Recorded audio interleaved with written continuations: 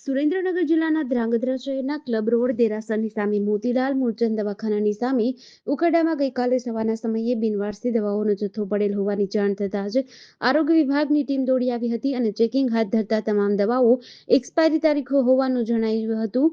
આ દવાઓ સરકારી દવાઓના હોવાનો પણ ઉલ્લેખ કર્યો હતો. ખાનગી હોસ્પિટલની દવાઓનો જથ્થો હોવાનું તેવું ઇન્ચાર્જે જણાવ્યું હતું. જે અહેવાલ મીડિયામાં પ્રસારિત થતાં જ આજે સુરેન્દ્રનગર જિલ્લા ટીમના મદદનીશ પર્યવેક્ષક દશરથભાઈ નાડોદા ઇજનેર તથા હસમુખભાઈ સોનારા સિનિયર વૈજ્ઞાનિકની ટીમ ધ્રાંગધ્રા ખાતે પહોંચી હતી. જેમાં ધ્રાંગધ્રાની મૂળચંદ સાર્વજનિક હોસ્પિટલ તથા ડોક્ટર હાઉસની તપાસ કરવામાં આવી હતી.